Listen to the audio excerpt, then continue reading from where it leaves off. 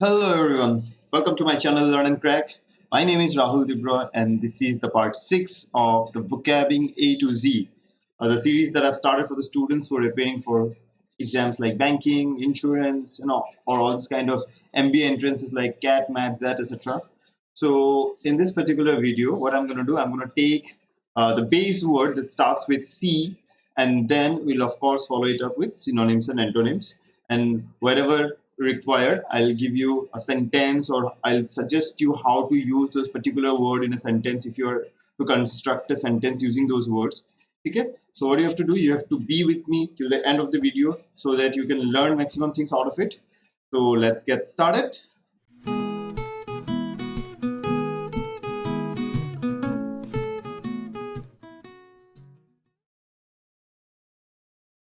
So here it is. The first word, contrary. I believe most of you already have seen this word somewhere or the other. So let's see the part of speech. Part of speech क्या है एक adjective, कभी कभी noun के जैसा भी use होता है, ठीक है? An adjective that can be used as a noun also. So that's a contrary. तो contrary का meaning क्या है? That is something opposite in nature, an opposite in meaning या opposite in nature. ठीक है? If I give you an example, it's like he ignored the contrary advice and accepted my deal.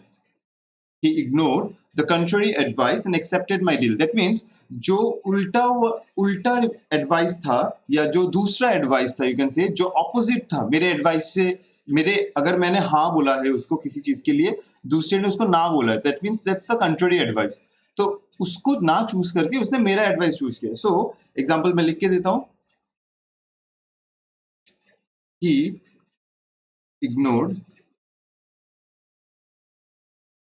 the contrary advice and accepted my deal. ठीक है, हो सकता है किसी ने बोला था कि डील मत करो मेरे साथ, लेकिन उसने उसका एडवाइस नहीं लिया तो मेरे साथ डील किया, कंट्रारी एडवाइस लिया. ठीक है. फिर अगर मैं मीनिंग लिखने जाऊं, it's like something that is opposite in nature, opposite in nature और मीनिंग एटसेट्रा. ठीक है, दैट्स कंट्रारी फॉर यू. तो सिनोनिम्स तो आप देख ही सकते हो, जैसे डिसिमिलर, जो सिमिलर नहीं है, डिसिमिलर, ऑपोजिट. ठीक है, ऑपोजिट टू ईच अदर, आपको पता ही है opposite, like something that is poles apart, opposite होता है. कंट्राडिक्टरी, कंट्रारी से ही देखो कंट्राडिक्टरी बना, तो that means something that is mutually opposed. ठीक है, like the two sides came to a contradictory conclusion. The two sides came to a contradictory conclusion. That means mutually opposed.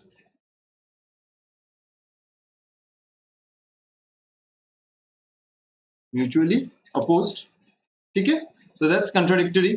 तो example याद रखना, जैसे मैंने बोला, the two sides came to a contradictory conclusion, opposite conclusion. Next, antithetical, very important word. हाँ, मैंने recently भी एक किसी पीओ मॉक में देखा था इस वर्ड को यूज करते हुए. Antithetical, that means that is something directly opposed और म्यूचुअली इनकम्पिटेबल. ठीक है, दैट इज समथिंग म्यूचुअली, हम लोग जिसको बोलते हैं ना, mutually incompatible to each other. Like the way he goes about religion और the way he pursues religion is somewhat antithetical to me. मैं जैसे उसको रिलीजन को फॉलो करता हूँ या कैसे मानता हूँ या जैसे पूछता हूँ, वो उसका सीधा उल्टा करता है, लाइक डायरेक्टली अपोज जिसको करता है, या mutually incompatible to each other. ठीक है, तो एग्जाम्पल याद रखना, ऐसे आपको लंबे टाइम तक याद रहेगा. The way he goes about religion और the way he pursues religion is somewhat antithetical to me, या टू हो गया तो माइन आएगा, तो antithetical to mine, like how I pursued. ठीक है, तो that is something directly opposed.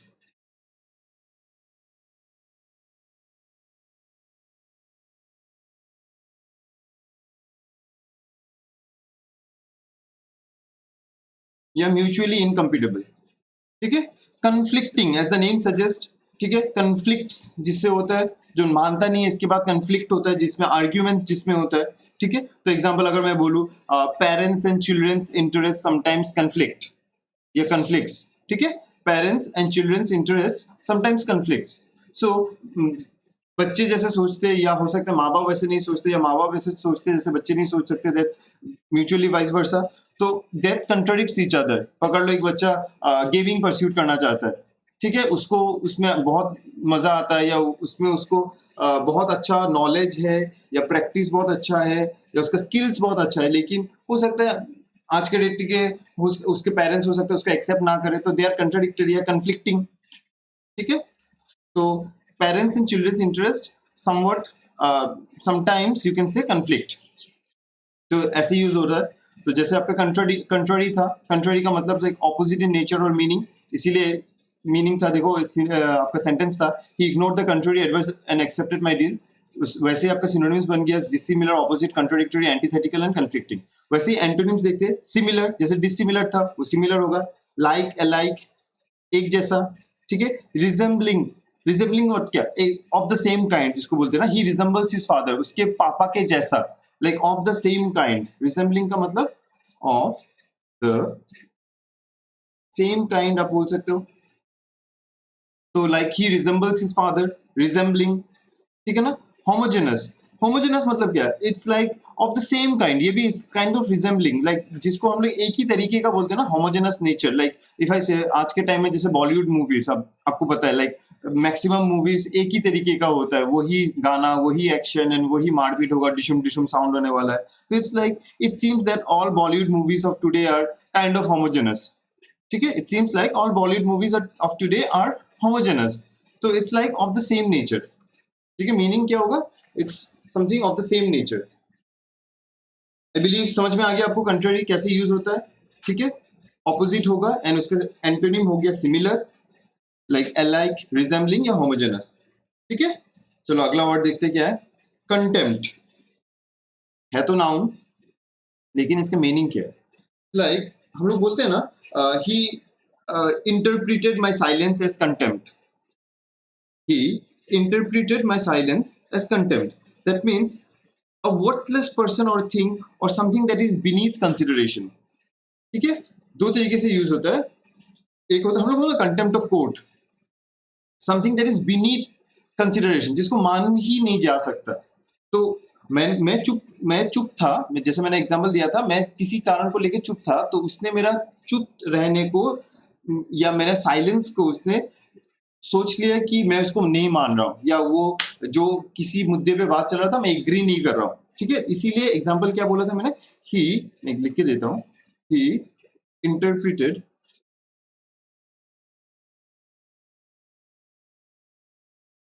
My silence as contempt, ठीक है। तो मीनिंग क्या हो गया, मीनिंग इज समथिंग कंटेम्प्टेबल बोलते हैं ना हम लोग, समथिंग लाइक अ वर्थलेस पर्सन और थिंग। दूसरा मीनिंग क्या है, it's like something that is beneath consideration,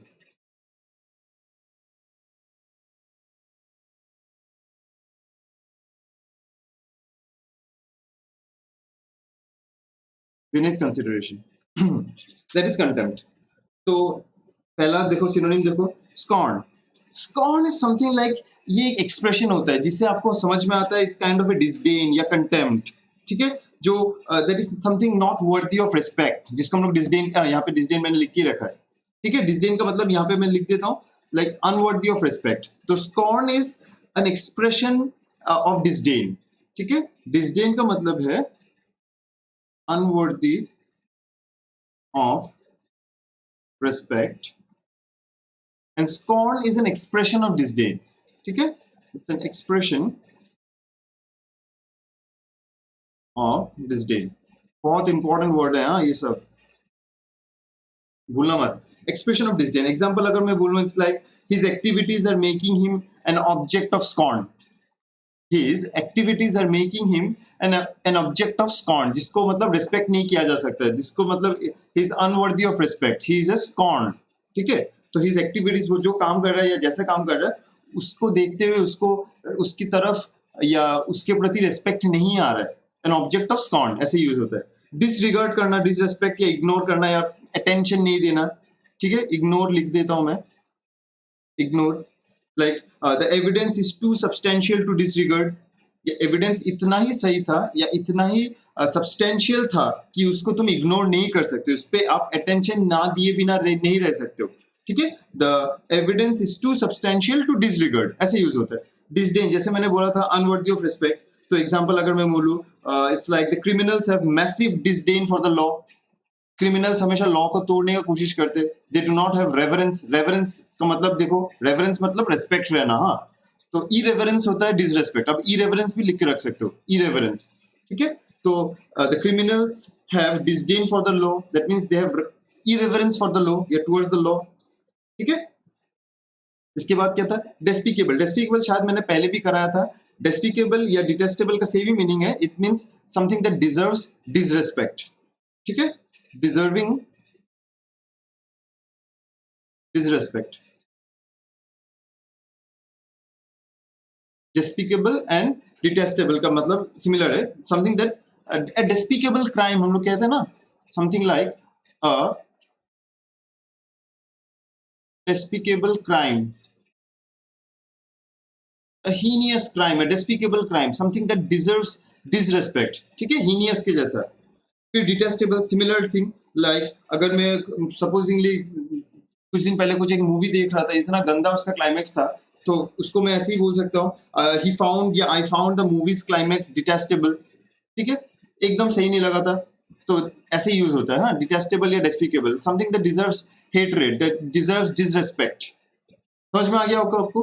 contempt, contempt का मीनिंग क्या है, वर्थलेस थिंग और person, that is something beyond consideration, इसीलिए he interpreted my silence as contempt. फिर आपका एक्सप्रेशन ऑफ स्कॉर्न, जैसे मैंने बोला था, एन ऑब्जेक्ट ऑफ स्कॉर्न, इसीलिए that mean the expression of disdain, तो डिसडेन का मतलब क्या निकल गया आपका, अनवर्दी ऑफ रिस्पेक्ट। इसके बाद डिसरिगार्ड का मतलब क्या है, अटेंशन नहीं देना, पेइंग नो अटेंशन या इग्नोर करना, ठीक है, जैसे मैंने ऐसा ही कुछ एग्जांपल शायद बताया था, evidence too substantial to disregard. Despicable and detestable का सिमिलर मीनिंग है, deserving disrespect, a despicable crime, और the movie's climax was detestable, ठीक है। एंटोनिम रिगार्ड्स, रिगार्ड का मतलब क्या है, रिगार्ड का मतलब ये कंसीडर करना, ठीक है, सिमिलर टर्म्स है, रिगार्ड, कंसीडर, अप्रूव, अप्रूवल से, प्रेज करने से, प्रेज, एंड रिकमेंड, रिकमेंड करना, तो दिस आर इजी थिंग्स।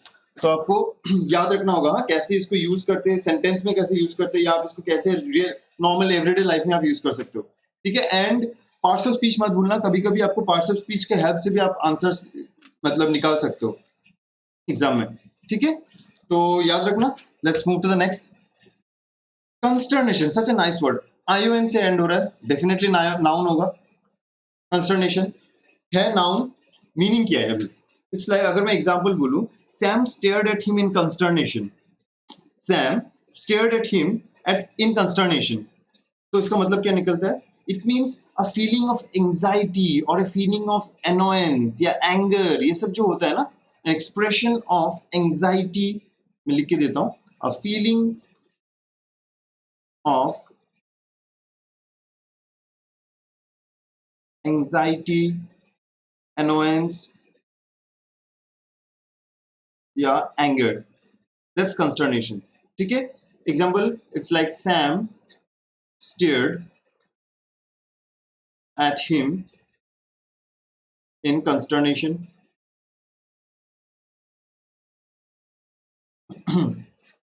ऐसे यूज होता है, समझ में आ गया आपको। फीलिंग ऑफ एंजाइटी मतलब एंजाइटी वाला थॉट प्रोसेस में कोई गड़बड़ हो जाना, वो जो हम लोग बोलते हैं ना एंजाइटी हो जाना, ठीक से समझ नहीं आना, या एनोयंस, क्या होगा नहीं होगा, बहुत ही एनोइंग एक सिचुएशन या गुस्सा आना, दैट इज कंस्टर्नेशन, ठीक है, something you can say negative word.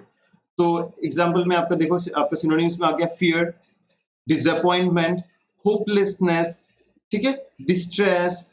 Distress का मतलब क्या है, something that causes worry, like worry or sadness, you can say that's distress, worry or sadness। dismay, dismay मैंने प्रीवियस में भी शायद कोई एक वीडियो में बोला था, आप लोग अगर मेरा प्रीवियस वोकैब का वीडियो नहीं देखे हो तो प्लीज वो सब भी देखो, क्योंकि बहुत इंपॉर्टेंट वर्ड्स वहां पे भी मैंने डिस्कस करके आया है, तो आपको इंपॉर्टेंट, आपके लिए जरूरी होगा ये सब, ठीक है। जैसे डिस्ट्रेस हो गया आपका, that means something that cause worry, इसको वरी या सैडनेस कहते हैं। नेक्स्ट डिस्मे, डिस्मे इज जो कंसर्न या डिस्ट्रेस होता है ना ऑफ बाय समथिंग अनएक्सपेक्टेड, सोचा नहीं था ऐसा होगा या उस वो हो गया या होने वाला है, उसको सोच के जो चिंता होता है, जो डिस्ट्रेस होता है या कंसर्न होता है, ठीक है, like to his dismay she left him. सोच के देखो एक बार sentence, to his डिस्मे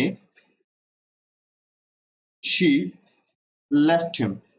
that means वो सोचा नहीं था कभी वो उसको छोड़ के चली जाएगी, तो वो इसका मतलब क्या होगा, अ कंसर्न और अ distress caused by something unexpected. Concern और डिस्ट्रेस तो मैंने अभी समझा आप लोगों को, वरी और सैडनेस जिसको कहते हैं, कॉज्ड बाय समथिंग अनएक्सपेक्टेड, जो सोचा नहीं था उससे हो गया, ठीक है, दैट इज डिस्मे। तो आपका एंटोनिम में क्या हो गया, देखो, पीस, शांति, रिपोज। रिपोज का मतलब क्या है, स्टेट ऑफ रेस्ट या स्लीप या ट्रैंक्विलिटी हम लोग जिसके कहते हैं, ठीक है, स्टेट ऑफ रेस्ट, जो शांति वाला माहौल, या उसको जो स्टेट ऑफ स्लीप या रेस्ट या tranquillity, that's repose. For example, in repose her face looked relaxed. जब वो रेस्ट कर रही थी या सो रही थी या ट्रैंक्विलिटी में थी, जब पीस, शांति में, वो उसका फेस देखने में बहुत रिलैक्स्ड लग रहा था। तो इन रिपोज हर फेस लुक्ड रिलैक्स्ड, तो दैट मींस रिपोज का मतलब क्या है, अ स्टेट ऑफ रेस्ट और स्लीप और ट्रैंक्विलिटी।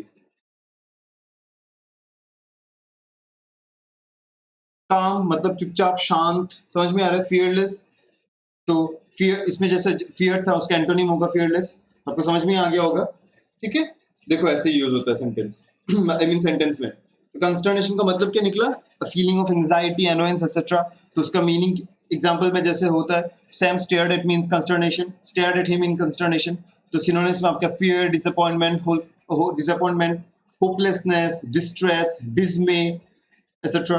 तो यहाँ पे डिस्ट्रेस एंड डिस्मे हो सकता है किसी के लिए नया हो, तो distress was worry and sadness, dismay is the concern और distress that is caused by something unexpected. फिर एंटोनिम तो इजी था, peace, calm, fearless and repose. Repose मतलब अ स्टेट ऑफ रेस्ट या स्लीप एंड ट्रैंक्विलिटी। इजी है, देखो, no rocket science. चलिए अगला वाला देखते हैं, कंस्पिक्यूअस।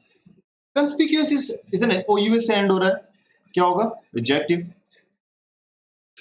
कंस्पिक्यूअसली क्या, like something that is very clearly visible, बहुत ही आसानी से एंड बहुत ही क्लियरली, जिसको आप एकदम देख सकते हो या उसका रिजल्ट आपको समझ में आ रहा है, ठीक है, like the evidence was placed in a very conspicuous place. The, मैं एग्जांपल लिखता हूं, the evidence was placed in a very conspicuous place, वहां पे जहां पे एकदम क्लियरली किसी को भी दिख जाए, दैट मीन्स कंस्पिक्यूअस का मतलब क्या है, that is clearly visible.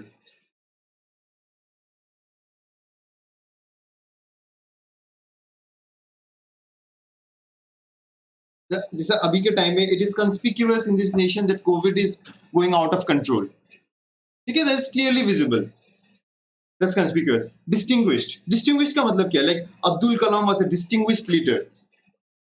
Mr. Abdul Kalam, yeah, Dr. Abdul Kalam was a distinguished leader. So distinguished is something that is very prominent, very famous, very eminent. Okay? Eminent. Yeah, you can say prominent, yeah, famous. A distinguished personality. बोलते हैं ना, या famous भी आप कह सकते हो. That's distinguished. जैसे मैंने अब्दुल कलाम के साथ एसोसिएट किया, तो ऐसे ही आप एसोसिएट करके रखो आपके नोन चीजों या नोन आइडियाज के साथ, ताकि वो चीज आप नहीं भूलो, तो इन वर्ड्स का भी मीनिंग या आप उसका यूज कभी नहीं भूलोगे। देखो अभी मैंने यहाँ पे जैसे प्रोमिनेंट लिखा, यहाँ पे भी प्रोमिनेंट ही था, so, आपको समझ में आ ही गया होगा कैसे यूज होता है ऐसे। Obvious, something that is very obvious, it's a regular term. Visible, समझ में आ रहा है। डिस्कर्नेबल का मतलब क्या है, something that is very much perceptible और ऑब्जर्वेबल, बहुत ही आसानी से आप इसको परसीव कर सकते हो या ऑब्जर्व कर सकते हो।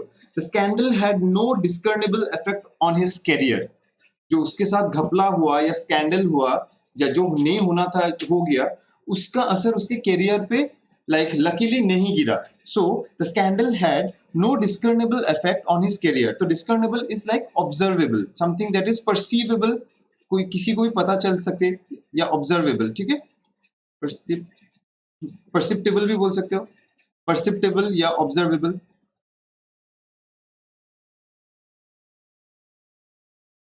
तो एग्जाम्पल जैसे मैंने बताया था, the scandal had no discernible effect on his career, ऐसे यूज होता है. Next antonym. एंटोनिम में क्या हो गया? कंसील्ड. कंसील्ड क्या मतलब क्या? Something that is kept secret. Secret बोलते हैं ना, it is kept concealed with me, don't worry about it. Kept secret या कंसील्ड जार में बंद करके रखते हैं जैसे ना, जिसको हम लोग बोलते हैं. तो the snake was concealed in the chamber of secrets. If you remember the Harry Potter का part 2 I believe, chamber of secrets जो था, तो उसमें लॉर्ड वोल्डेमॉर्ट में क्या किया था, वो स्नेक को अपना वो चैम्बर ऑफ सीक्रेट में वो बंद करके रखे चले गए थे वो. तो the snake was concealed in the chamber of secrets, ठीक है, ऐसा करके यूज होता है. Like something that is kept secret. Obscure. Obscure का मतलब क्या? Like something that is very hard to define, और something that is not clearly expressed और विजिबल, ठीक है, नॉट क्लियरली एक्सप्रेस्ड और हार्ड टू डिफाइन. जैसे आप सोच सकते हो नेताजी का life, like the latter part of his life, ठीक है, तो the details of Netaji's life remained obscured, ठीक है, रिमेन्ड ऑब्सक्योर्ड. तो the latter part of his life, कोई बोलते हैं वो गुमनामी बाबा के नाम से रहते थे, क्या ये नाम से वो नाम से, कितना नाम से उनको मतलब जाना गया है. कोई बोलते वो गुजर गए थे वो जापान में ही बोमलास में, कोई बोलते कुछ नहीं हुआ था उनको, वो जिंदा थे. तो इट वाज, फिर जो commission, Khosla commission and Shahnawaz commission, जो 2 कमीशन बैठाया गया था उनका डेथ के ऊपर या उनके लाइफ के ऊपर सब कुछ रिसर्च करने के लिए, उनको भी कुछ कुछ चीजों के लिए रिजेक्ट कर दिया गया, माना नहीं गया, या उस समय का गवर्नमेंट ने अप्रूव नहीं किया, ठीक है. तो इट्स लाइक ऑब्सक्योर का मतलब क्या है? हार्ड टू डिफाइन और something that is not clearly visible या क्लियरली एक्सप्रेस्ड. हिडन. हिडन का मतलब तो पता है, ये सीक्रेट का मतलब भी पता है. Unapparent. Unapparent is like something that is not visible और evident, that is not clearly visible. Not, हाँ मैं नॉट लिखना भूल गया, नॉट विजिबल और evident, that's unapparent. Like for many the importance of ISRO seems unapparent. इसी देश में ऐसे भी बहुत लोग होते हैं कि जो कहते हैं इसरो का जो इतना बड़ा बजट होता है, उनका कोई काम ही नहीं है, इसरो कोई काम ही नहीं करता है, वो सैटेलाइट भेज के क्या होगा, उनको एक्चुअली इसरो का इंपॉर्टेंस ही नहीं पता, ठीक है, इसरो कितना हेल्प करता है हमें, लाइक हर सेक्टर में.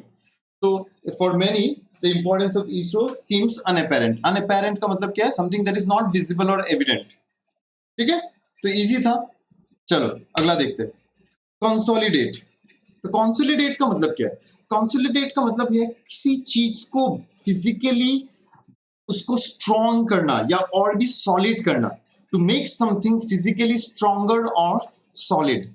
To make something physically stronger और you can say more solid. That's to consolidate करना है. क्या पार्ट ऑफ स्पीच वर्ब है, करना ना, तो consolidate करना तो वर्ब होगा. तो एग्जांपल अगर मैं बोलूं, COVID-19 has consolidated its hold in India. जैसे अभी कोविड ने अपना पूरा जड़ यहाँ पे गाड़ दिया, तो इसीलिए बहुत ही प्रॉब्लम फेस करना हो रहा है हमें. अचानक से खत्म नहीं होने वाला ये चीज, बहुत टाइम लगेगा इसको, मतलब इससे रिकवरी होने में देश को. तो COVID-19 has consolidated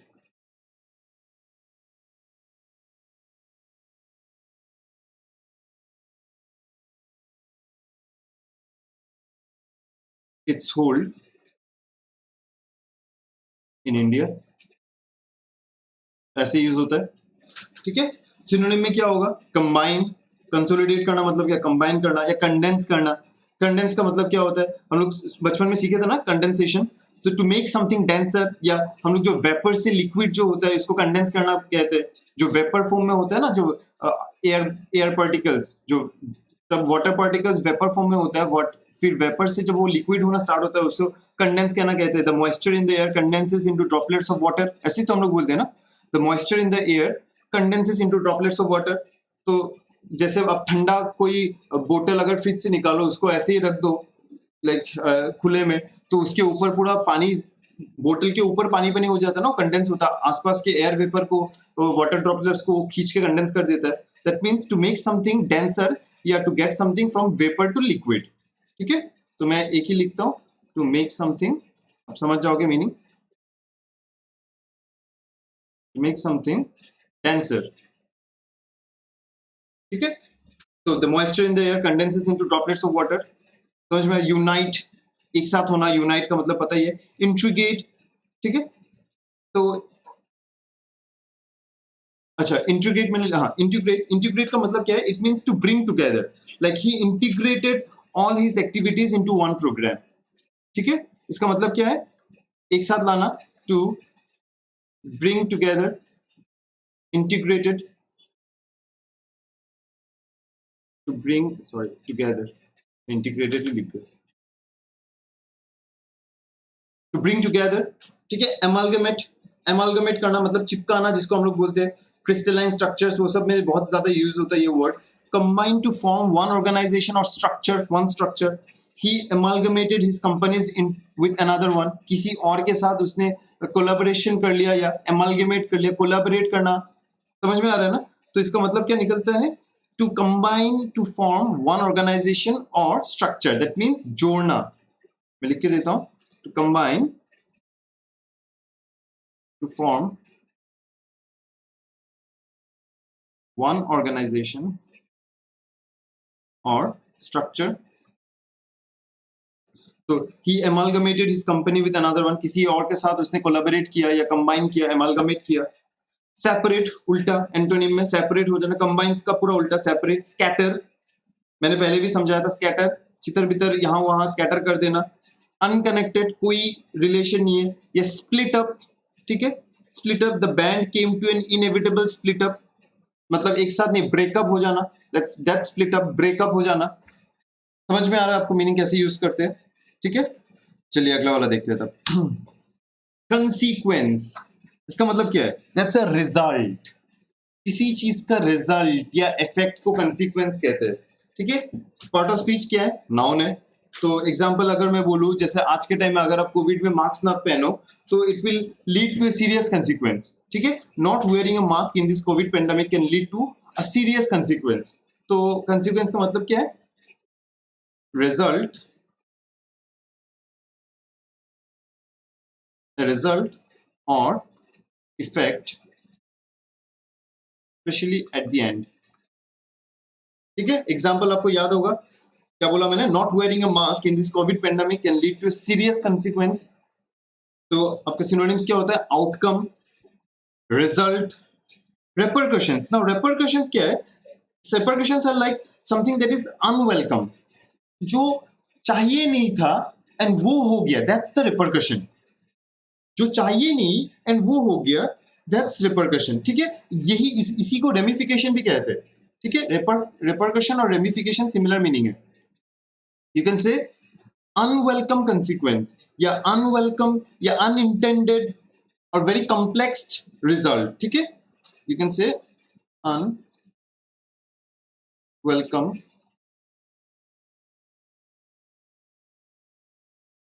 consequence, repercussion and ramification। तो कैसे यूज होता है सेंटेंस में, it's like the repercussions of world events are seen on share market. अगर आप शेयर मार्केट देखते हो या फॉलो करते हो, निफ्टी वगैरह, बैंक निफ्टी इंडेक्स वगैरह आप लोग अगर देखते हो, तो अगर वर्ल्ड मार्केट में कुछ होता है, जैसे लास्ट ईयर मार्च में जब पूरा market, Indian market, global market ही बोलने से लगभग क्रैश कर गया था शेयर मार्केट। क्यों? कि पेंडेमिक के लिए मार्च में बहुत, लास्ट ईयर 2020 का मार्च में बहुत ज्यादा, जब इंडिया में भी 21 दिन का लॉकडाउन दे दिया था, ये सब हो गया था, कोविड का नया नया जब वेव आ रहा था, पूरा वर्ल्ड मार्केट क्रैश कर गया था। तो जो वो सब वर्ल्ड मार्केट में जो हो रहा था, उसका रिपरकेशन आपने इंडियन स्टॉक मार्केट में भी देखा। तो the repercussions of world events are seen on the share market, ऐसा यूज होता है। ठीक है, कंक्लूजन, कंक्लूजन किसी चीज को कंक्लूड करना। ठीक है, रिजल्टिंगली जिसको हम लोग बोलते हैं। या ramification. Any change is bound to have ramifications. कुछ भी अगर चेंज होता है किसी चीज के लिए, किसी कोई बदलाव होता है, उसका एक रिजल्ट जरूर होगा. It's bound to have ramification. ठीक है, हो सकता है अनवेलकम रिजल्ट हो, लेकिन रिजल्ट जरूर होगा. ठीक है, आप रिपरकशन को ऐसे भी लिख सकते हो, एन अनइंटेंशनल या अनइंटेंडेड कंसिक्वेंस. ठीक है, अनइंटेंडेड कंसिक्वेंस. जो चाहिए नहीं था, जैसे चाहिए नहीं था वैसे ही हो गया, दैट्स अनइंटेंडेड कंसिक्वेंस. समझ में आ गया? तो एग्जांपल याद रखना, जैसे मैंने बोला था, the repercussions of world events are seen on share market. और रेमिफिकेशन के लिए मैंने बोला था any change is bound to have ramifications. ऐसे ही करके यूज होता है. ठीक है, तो एंटोनी में देखो, ओरिजिन, आपको पता ही है ओरिजिन किसी चीज का जन्म होना, दैट्स ओरिजिन. स्टार्ट, शुरुआत होना. Genesis is the mode of formation of something. ठीक है, this tale has its genesis in mythological stories. अगर कोई आपको मैं सुनाऊं कोई कहानी वगैरह, एंड उसको मैं बोलूं उसका कोई अंश या इसका शुरुआत कोई मिथोलॉजिकल बिलीफ से या उसका कोई मिथोलॉजिकल स्टोरी से लिया गया है, that means this tale has its genesis in mythological stories. Genesis का मतलब है लाइक मोड ऑफ फॉर्मेशन.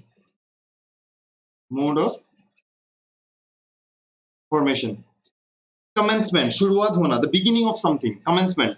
ठीक है, the teams were divided at the commencement of the camp. जब कैंप शुरू हुआ उसी टाइम में, शुरुआत में ही टीम्स को डिवाइड कर दिया गया था. ठीक है, तो it's like the beginning of something, beginning of something, that's the commencement. Example क्या बोला था मैंने? The teams were divided at the commencement of the camp. Inception, the establishment. ठीक है, और the starting point of something. Inception movie देखा होगा आप लोगों ने. The starting point of something, the inception of that particular thing. Like he has been the captain since the inception of the team. जब से टीम फॉर्म हुआ, जब से वो टीम बना खेलने के लिए, he has remained the captain. तो he has been the captain since the inception of the team. जब से शुरुआत हुआ, that means from the starting point. That's the inception. ठीक है, मतलब समझ में आ गया होगा आप लोगों को. जैसे कि कंसिक्वेंस था, कंसिक्वेंस का मतलब क्या है? रिजल्ट, इफेक्ट, जिसको हम लोग कहते हैं. एग्जाम्पल मैंने बताया था कुछ कोविड के साथ, can lead to serious consequence if you do not wear mask. फिर सिनोनिम्स में आपका बन गया outcome, result, repercussions, conclusions and ramification. ठीक है, इसमें 2-3 वर्ड हो सकता है किसी किसी के लिए नया हो. एंटोनिम्स में origin, start, genesis, commencement and Inception. ठीक है, इजी था, समझ गए अपन. अभी इसको अगर एग्जाम में दिख जाए कहीं तो ठीक से करना. ठीक है, अच्छा, तो we are ending this here. Thank you so much first of all. अगर आप लोग यहाँ तक देख रहे हो तो वीडियो, आई रियली अप्रिशिएट. आपने अपना टाइम एंड एनर्जी या एफर्ट दिया सीखने के लिए नया चीज़ें. एंड हो सकता है आई एम श्योर कि आप अगर पूरा अच्छे तरीके से मेरे चैनल को फॉलो कर रहे हो या वोकैब सीरीज फॉलो कर रहे हो, तो आपका अभी तक बहुत सारा वर्ड्स सीख गए होंगे, आपने बहुत इंप्रूवमेंट हो गया होगा. वैसे ही आगे आप देखते रहो तो और भी अच्छे अच्छे वर्ड्स आएंगे. ठीक है, तो एग्जाम में बहुत ज़्यादा यूज होने वाले वर्ड्स मैं लेता हूँ. एग्जाम में ये सब आपको कहीं ना कहीं फ्रेज एंड इडियम्स में दिख जाता है. कोई सेंटेंस में फ्रेज एंड इडियम्स का भी दूसरा एक सीरीज स्टार्ट करने वाला हूँ आगे, या एक सेंटेंस में जहाँ पे आपको कंप्रीहेंशन, पैसेज वगैरह में, फिलर्स में, या ऐसे ही नॉर्मल क्लोज टेस्ट वगैरह में, या नॉर्मल स्पॉटिंग एरर में, कहीं पे भी ये सब वर्ड्स दिख ही जाता है. ठीक है, तो आपको अगर वर्ड्स का मीनिंग नहीं पता, आप नहीं कर पाओगे वो सब क्वेश्चन. ठीक है, and your chances of getting selection will become substantially low. तो I always insist कि पूरा देखो वीडियोस एंड पूरा नोट्स बनाओ एंड एक ऐसे पैटर्न फॉलो करके जाओ, बहुत अच्छा डेवलपमेंट हो जाएगा. ठीक है, आगे चल के एग्जाम भी क्रैक होगा, कोई टेंशन नहीं है. तो thank you so much. If you haven't subscribe my channel yet, please do it. It really encourages me to bring new content and fresh content, अच्छा वाला कंटेंट लाने के लिए बहुत ही मुझे मेहनत कराता है वो चीज़. ठीक है, thank you so much. Okay, I will see you in the next video. Take care, bye.